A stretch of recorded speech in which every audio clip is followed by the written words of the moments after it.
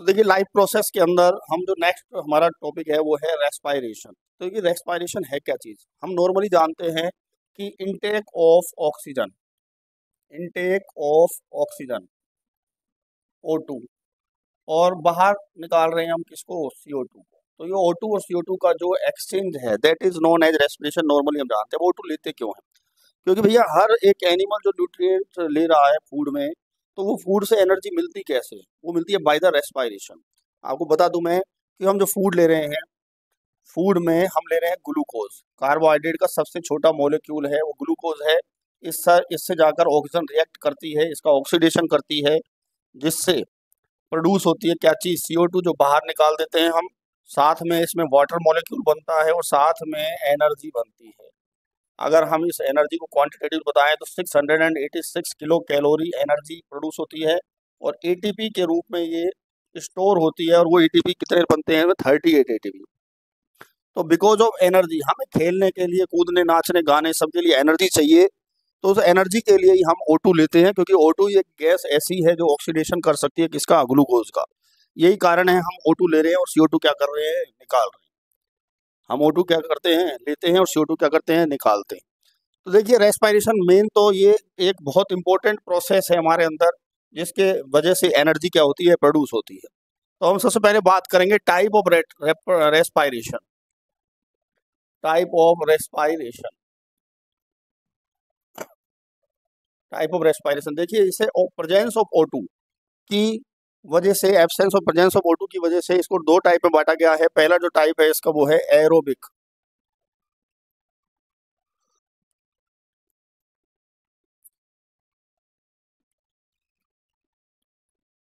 Aerobic respiration. देखिए aerobic respiration वो है जो प्रेजेंस मांगती है किसकी? Presence of O2। जब ऑक्सीजन यानी गैस प्रेजेंस है तो उस कंडीशन में होने वाला जो रेस्पायरेशन है वो एरोबिक रेस्पायरेशन कहलाएगा।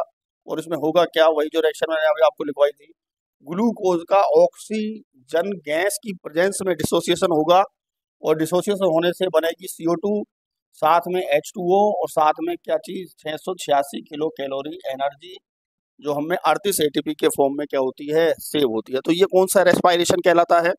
एरोबिक रेस्पायरेशन कहलाता है। दूसरे हम बात करते हैं किसकी? एनएरोबिक।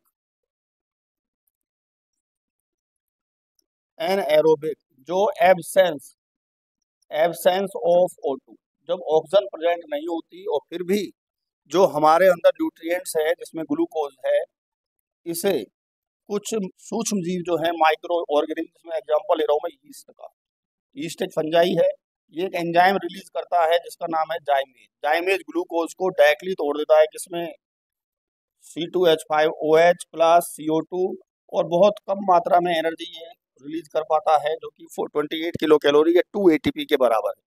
अब यहाँ बिना ऑक्सीजन के ही डायरेक्टली ग्लूकोज को तोड़ दिया गया किसमें? एल्कोहल। किसमें तोड़ दिया गया? एल्कोहल में। तो एल्कोहल जो आज भी बन रहा है वो इसी प्रोसेस से हम बनाते हैं। जो एल्कोहल का निर्माण हम कंपनियों में कर रहे हैं वो इसी प्रोसेस से क्या किया जाता है? इसलिए इसको एल्कोहलिक रेस्पायरेशन भी कहा जाता है। अब हम बात करें एनिमल्स में। एनिमल्स में भी जो एनारोबिक होता है वो हमारी मसल्स में होता है। हमारी मसल्स जब हम ज़्यादा हार्ड वर्क करते हैं, क्या कर रहे हैं? हार्ड वर्क कर रहे हैं, एक्सरसाइज कर रहे हैं, इस कंडीशन पे भी हमें हमारी ब्लड वेसल्स, लंग्स से पूरी ऑक्सीजन नहीं पहुंच पाती ग्लूकोज के पास, और ग्लूकोज एनर्जी चाहिए होती है एक्सरसाइज में। तो उस कंडीशन में ग्लूकोज को डायरेक्टली तोड़ दिया जाता है किसमें? Lactic acid. लैक्टिक एसिड में तोड़ दिया जाता है, साथ में वही CO2 और साथ में 2 ATP या 28 किलो कैलोरी एनर्जी रिलीज होती है। अब इस कंडीशन में होगा क्या कि इतनी कम जो ATP रिलीज हो रही है, और दूसरी ये जो लैक्टिक एसिड बन रहा है, ये लैक्टिक एसिड मसल्स में पेन करता है। क्या करता है? पेन लाता है, या क्रैम्प्स, जो मसल्स में क्रैम्प्स आते हैं वो बिकॉज ऑफ इसी की वजह से आते हैं जो क्रैम्प्स हैं। और हम बाद में बहुत देर तक सांस लेते रहते हैं, जिससे इस लैक्टिक एसिड को आगे डिसोसिएट कर दिया जाएगा किसमें? CO2 और H2O में, और जो एनर्जी है वो रिलीज करा दी जाएगी। जब तक ये लैक्टिक एसिड हमारी मसल्स में है तो हमारी मसल्स पेन करती हैं और उसके अंदर क्या आते हैं? क्रैम्प्स आते हैं। ठीक है, तो यहाँ पर आप समझ गए होंगे कि जो रेस्पिरेशन के कौन कौन से टाइप हैं। अब हम बात करते हैं इससे नेक्स्ट कि प्लांट्स में, इन प्लांट्स, देखिए प्लांट्स में भी पहली बात तो आप ये ध्यान रखें, बहुत बार क्वेश्चन पूछा जाता है, in respiration which gas would be taken by plants.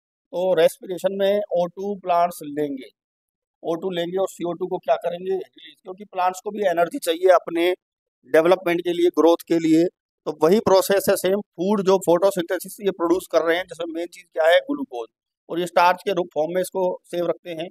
वही O2 से ये रिएक्ट कराएंगे, रिएक्ट कराने के बाद ये, अब देखिए इस रिएक्शन में आपको बता दो, O2 से रिएक्ट कराएंगे CO2 और साथ में H2O, और साथ में प्लांट्स भी वही एनर्जी लेते हैं। अब ये दो प्रोसेस में पूरी होती है प्लांट्स के अंदर भी। जो ग्लूकोज है वो पहले डायरेक्टली O6, एक ग्लाइकोलाइसिस प्रोसेस है। कौन सी प्रोसेस है, ग्लाइकोलाइसिस, जिससे बनता है पायरुवेट। ये सभी एनिमल सभी में होता है, पायरुवेट या पायरुविक एसिड बनते हैं, जो 3 कार्बन के हैं और इनके 2 मॉलिक्यूल्स बनते हैं। अब ये पायरुविक एसिड जो है ये एक लिंक रिएक्शन से होता हुआ, लिंक रिएक्शन से होता हुआ एंटर होता है किसमें, क्रेब साइकिल, इसमें एंटर होता है क्रेब साइकिल में, और वहाँ पर ये क्रेब साइकिल के थ्रू 38 ATP का क्या करता है, फॉर्मेशन करता है, जो रिलीज होते हैं ETP में, जो माइटोकॉन्ड्रिया के अंदर, इसलिए माइटोकॉन्ड्रिया को पावर हाउस कहा जाता है। तो वहाँ ये 38 ATP क्या हो जाते हैं, बन जाते हैं। अगर आप बायोलॉजी लेते हैं तो फर्दर एजुकेशन में आप ये glycolysis, link reaction, Krebs cycle और ETS ये सब क्या करोगे, पढ़ोगे, ठीक है। तो वहाँ तक की सब में ही इस तरह प्लांट्स में, अब प्लांट्स में भी देखिए मैं आपको बता दूँ, टाइनी पोर्स हैं। मेन चीज़ है प्लांट्स जो हैं वो O2 CO2 लेते कहाँ से, मैंने आपको बताया था, एक तो स्टोमेटा, 2 तरह के उनमें इस तरह के टाइनी पोर्स पाए जाते हैं। टाइनी पोर्स हैं जो लीव्स में, अगर मोनोकोट की बात करें तो पत्ती की दोनों तरफ, और डाइकोट की बात करें तो सिर्फ पत्ती की निचली सतह पर, यानी लोअर जो एपिडर्मिस है वहाँ पर टाइनी पोर्स है। हर टाइनी पोर्स में आपको मालूम है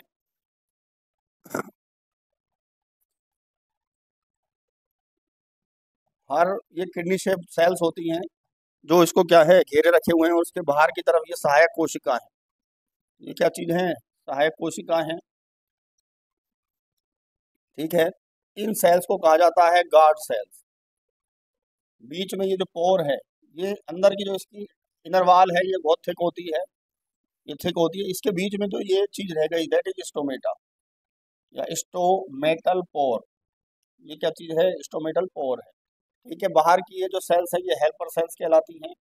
आप देख रहे हो जब ये सेल बिल्कुल टर्गिड है तो दैट टाइम ये क्या है, ओपन है, और इन्हीं इन्हीं स्टोमेटा से O2 CO2 का क्या होता है, एक्सचेंज होता है, जिससे प्लांट ये O2 CO2 क्या करते हैं, लेते हैं। आपको ये और बता दूं, देखिए ये मिडिल जो जोन है, ये जो आपको दिख रही है जगह, ये वो जोन है जो स्टोमेटल पोर है, जहाँ से O2 CO2 क्या होते हैं, एक्सचेंज होते हैं, ठीक है। तो ये प्लांट्स में पाए जाते हैं, और जब ये सेल्स कैसी हो जाती हैं, फ्लैसिड हो जाती हैं, तो ये स्टोमेटा क्या हो जाते हैं, बंद हो जाते हैं। स्टोमेटा क्या हो जाते हैं, बंद हो जाते हैं। लेकिन इसके अलावा दूसरी जो चीज़ है वो क्या है, एक स्टोमेटा है, दूसरे हैं लेंटिकल्स, जिन्हें हिंदी में कहा जाता है वात रंध्र, और इनको कहा जाता है रंध्र। वात रंध्र क्या है, जब प्लांट में सेकेंडरी ग्रोथ होती है, क्या होती है, सेकेंडरी ग्रोथ, ये मैं एंडोडर्मिस दिखा रहा हूँ, जो प्लांट्स की सेल्स हैं इनमें जब सेकेंडरी ग्रोथ होती हैं तो अंदर से जब प्लांट इतना फूलने लगता है कि इसकी बाहर की जो सेल्स हैं वो डैमेज होना स्टार्ट हो जाती है, और आपने देखा होगा प्लांट्स में छाल बन जाती है। क्या बन जाती है, छाल, बार्क, बार्क का फॉर्मेशन होने लग जाता है, और बार्क के बीच बीच में आपको खाली जगहें दिखाई देती है। These are known lenticels. ये बाहर की जो बार्क की सेल्स हैं, ये बार्क की सेल्स हैं, ये सारी डेड सेल्स हैं, और अंदर वाली जो ये एंडोडर्मिस है ये लिविंग सेल्स है। अब ये लिविंग सेल्स डायरेक्टली कांटेक्ट में आ गई किसके, O2 और CO2 के, और यहाँ पर एक्सचेंज हो रहा है O2 और CO2 का। तो प्लांट्स में जो O2 CO2 है वो एक्सचेंज होती हैं स्टोमेटा से और लेंटिकल से। नेक्स्ट अब हम बात करते हैं एनिमल्स की, रेस्पायरेशन इन एनिमल्स। देखिए from the small organism to large animals या वेल डेवलप्ड एनिमल्स, हम स्टार्ट करेंगे। देखिए बहुत से तो जो इनमें सेल रेस्पिरेटरी ऑर्गन है वो क्या है, सरफेस है, सरफेस किसकी है? ये बॉडी की। जैसे मैं बात करता हूँ किसकी? अमीबा की बात करता हूँ, मैंने ये अमीबा बना दी। अब अमीबा एक यूनिसेलुलर एनिमल है। अमीबा एक कैसा एनिमल है? यूनिसेलुलर। ये O2 यहाँ पे डायरेक्टली डिफ्यूजन से ले लेंगे, विसरण से, और CO2 को यहाँ से क्या कर देंगे? तो ये बॉडी सरफेस से ही O2 CO2। इसी तरह अर्थवर्म है। इसी तरह कौन है? अर्थवर्म। हम अर्थवर्म की बात करते हैं, अर्थवर्म की बात करते हैं। इसमें ये क्लाइटेलम पाया जाता है। इनमें भी बॉडी से ही O2 ले ली जाती है और CO2 क्या कर ली जाती है? रिलीज कर दी जाती है। चाहे लीच हो, एनालिड्स के ये एनिमल्स हैं, लीच हो गई। इनमें भी बॉडी से ही O2 ले ली जाती है और CO2 क्या कर दी जाती है? रिलीज कर दी जाती है। यानी इनकी जो रेस्पिरेटरी सरफेस है वो इनका बॉडी सरफेस है। इनकी जो रेस्पिरेटरी सरफेस है इनकी बॉडी सरफेस है। इसके अलावा में आपको बात करते हैं हम दूसरा, कुछ ऐसे एनिमल्स हैं जिनमें जो रेस्पिरेशन के लिए स्पेशल टाइप के ऑर्गेन्स पाए जाते हैं। जैसे मैं बात करता हूँ ट्रैकिया की। ट्रैकिया एक्चुअल में है क्या चीज? ट्यूबुल्स है। ट्यूबुल्स का एक क्या पाया जा रहा है? वेब पाया जा रहा है बॉडी के अंदर। जैसे पाया जाता है भैया कॉकरोच में। कॉकरोच की अगर बॉडी आप देखोगे, इसका हम TLS देखते हैं, तो इसके अंदर देखिए, मैं कलर चेंज करके आपको दिखा रहा हूँ। यहाँ पर इसके अंदर इस तरह की ट्यूबुल्स पाई जाती है। ये ट्यूबुल्स हैं, और ये ट्यूबुल्स का इधर साइड में बॉडी के पार्ट्स में इनकी ओपनिंग्स होती हैं। पार्ट्स में होंगी, या सब आपस में इंटरकनेक्टेड हैं। ये सब आपस में इंटरकनेक्टेड हैं, और ये ट्यूबुल्स में, यानी ट्यूबुल्स इस तरह की ट्यूबुल्स हैं जिनके अंदर ये बॉडी, ये जो सेल वाल तक इनके जो पोर्शन हैं, आगे सेल्स तक क्या होते हैं? फैले होते हैं। सेल्स तक फैले होते हैं, और वहाँ पर ब्लड का और O2 CO2 का क्या हो जाता है? एक्सचेंज। O2 CO2 का एक्सचेंज होता है। इस तरह की ट्यूबुलर स्ट्रक्चर पाई जाती है। एक इम्पोर्टेंट बुक लंग्स, ये बहुत पूछा जाता है। बुक लंग्स प्रेजेंट इन, देखिए जो बिच्छू है पैलेमनियस में जो लंग्स पाए जाते हैं वो बिल्कुल किताब के पन्नों की तरह होते हैं, और उनमें O2 CO2 एक्सचेंज आसानी से हो जाता है, तो वो बुक लंग्स कहलाते हैं। इनको हिंदी में पुस्तक फुफ्फुस भी कहा जाता है। नेक्स्ट जो पॉइंट है वो है गिल स्लिट। आप सभी जानते हैं जो जो एनिमल हैं एक्वाटिक, कौन से एनिमल हैं? एक्वाटिक, जो पानी में पाए जाते हैं, वो जो वाटर में सोलूबल ऑक्सीजन है वो उसको लेते हैं उनके लिए। हम जैसे लेते हैं मछली में आपने देखा होगा, तो देखिए यहाँ पर मछली के अंदर ये क्या पाई जा रही है? गिल स्लिट्स हैं। ये चैम्बर्ड होती हैं और कवर्ड होती है। इनके बीच में इस तरह की फिल्म बनी होती है जहाँ पर ब्लड की बहुत सारी वेसल्स होती हैं, जहाँ पर ये पानी में घुली हुई ऑक्सीजन को क्या कर लेती है? इजी गोइंग एब्जॉर्ब कर लेती है, और CO2 को क्या कर देती है? रिलीज कर देती है। CO2 को क्या कर देती हैं? रिलीज कर देती हैं। These are known as gill slits कहलाती हैं। क्या कहलाती हैं? Gill slit. अब हम बात करते हैं लास्ट में लंग्स पाए जाते हैं सबसे जो वेल डेवलप्ड मैमल्स हैं एंड अदर कोऑर्डेट्स। तो इसी के हम डिटेल में अध्ययन करेंगे, जिसको हम करेंगे ह्यूमन रेस्पिरेटरी सिस्टम में जो मेन ऑर्गन है वो क्या चीज है? लंग्स हैं। क्या चीज हैं? लंग्स। ठीक है, तो हम लंग्स की बात करेंगे। मैं आपको यहाँ ड्रॉ करके दिखा देता हूँ। अगर हम ह्यूमन की बात करें तो ह्यूमन में सबसे बाहर की तरफ यहाँ जो छिद्र पाए जाते हैं, these are known as external nasal pores. क्या कहलाते हैं? नेजल। एक्चुअली ये एक ही होता है, पर बीच में एक हमारे यहाँ पर मेसेथोइड नाम का ये पट पाया जाता है, जिसको नेजल सेप्टम भी बोलते हैं। पीछे की तरफ देखें तो ये वाला जो जोन है ये प्रघाण कहलाता है, वेस्टिब्यूल। क्या कहलाता है? वेस्टिब्यूल। यहाँ से इसमें इस तरह का घुमावदार रूट है, और ये माउथ में बैक साइड में खुल जाता है। यहाँ ये तालु, और तालु में ये वेलम पैलेटाई यहाँ खुल जाएगा। यहाँ माउथ है, माउथ में यहाँ पर आपको मालूम है फ्रेनल लिंग्वी से हमारी टंग जुड़ी हुई है, और यहाँ हमको दो पोर दिखाई देते हैं। एक पोर के ऊपर ये ढक्कन जैसी स्ट्रक्चर है जिसको हम एपिग्लोटिस बोलते हैं।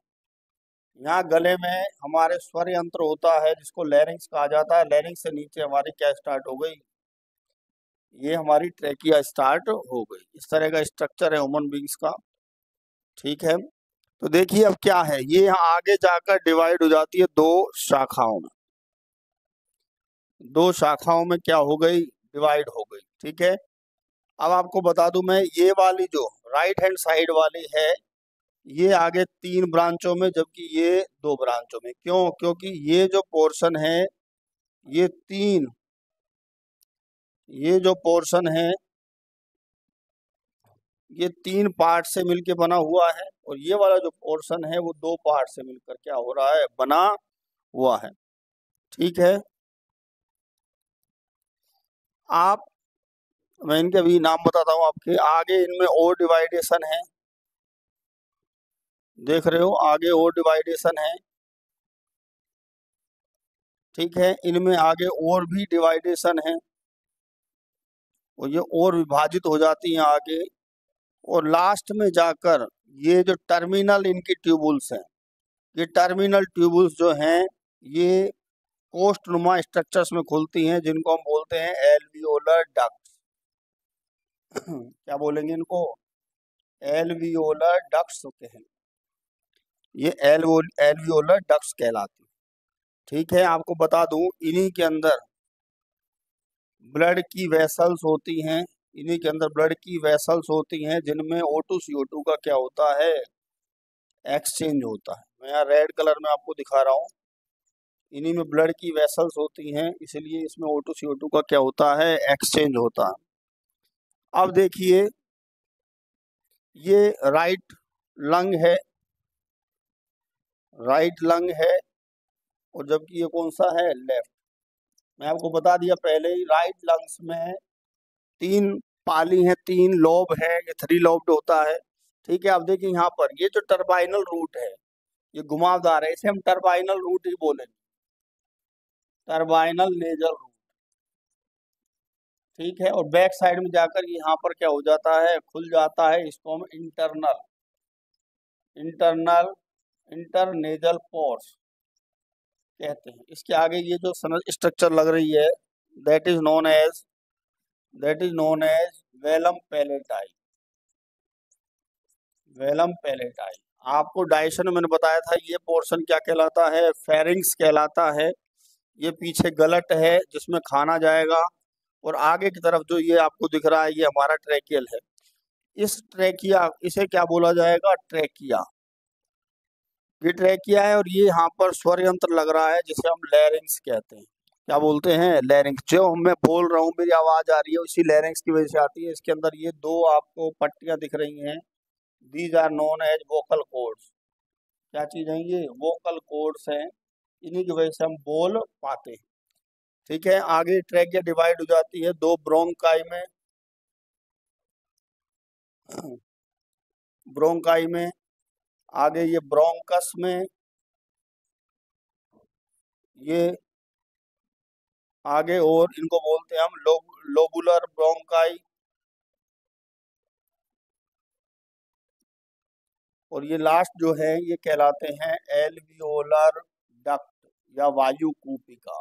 और यही सरफेस है रेस्पिरेटरी की, यहाँ पर ही O2 CO2 का क्या होता है, एक्सचेंज होता है। आपको एक बात और बता दूं मैं इसमें, कि जो हर लंग्स हैं, हर लंग्स के ऊपर इस तरह की लेयर्स पाई जाती हैं, इस तरह की इनके ऊपर कवर चढ़ा होता है, जिसको हम बोलते हैं, जिसको कहा जाता है प्लूरल मेम्ब्रेन्स। क्या कहा जाता है इनको, प्लूरल मेम्ब्रेन्स। इनमें लिक्विड भरा होता है जिसे प्लूरल लिक्विड कहते हैं। क्या कहते हैं इनको, प्लूरल लिक्विड कहते हैं। अब इनका काम क्या है, प्लूरल जो लिक्विड है ये इसको प्रिजर्व रखता है, इनको सही रखता है, इनको डैमेज होने से रोकता है। लंग्स में कोई आघात पड़ता है, कोई डैमेज, कोई धक्का लगता है तो उसको ये डिजोल्व करता है, उसको लंग्स तक, उसको लंग्स को चोटिल नहीं होने देता, लंग्स को डैमेज होने से रोकता है। ठीक है, इनको सूखने भी नहीं देते, इनको वेट रखते हैं। गीले रखते हैं हम। तो देखिए इसके अलावा देखिए ट्रैकिया की अगर हम टीएस काटते हैं, ये ट्रैकिया का होल है, इसमें इस तरह की एक रिंग पाई जाती है सी शेप की। देखिए सी शेप की इस तरह की एक कार्टिलेज की बनी हुई रिंग पाई जाती है। आप गले को चेक कर सकते हो, अपने गले में दिखाई देती हैं। ये इनको पिचकने से क्या करती हैं, रोकती हैं। तो आपको मैं बता दूं, अगर ह्यूमन रेस्पिरेटरी सिस्टम को हम स्टडी करते हैं, तो स्टडी करते हैं, एक तो इसमें आ जाता है कि दो पार्ट है इसके, एक तो नेजल रूट, क्या चीज है, जो O2 CO2 का जो ट्रांसपोर्ट करता है, किसको ट्रांसपोर्ट करता है, O2 एंड CO2 को। अब आप देख सकते हैं external nasal pores, vestibule, turbinal root, internal nasal pole, pharynx, trachea से ये सारे जो ट्रैकिया के ब्रांचेज हैं और लास्ट तक एल्वुलर डक्ट तक, ये सारे सिर्फ ट्रांसपोर्टेशन का काम करते हैं, यहाँ तक पहुंचाने का काम करते हैं। दूसरी जो चीज है वो मेन ऑर्गेन है जहां पर O2 CO2 का एक्सचेंज होता है, दैट इज कॉल्ड लंग्स। तो दो पोर्शन में हम इनको क्या करते हैं, स्टडी करते हैं। अब इसके बाद हम जो बहुत इंपॉर्टेंट चीज है वो देखेंगे कि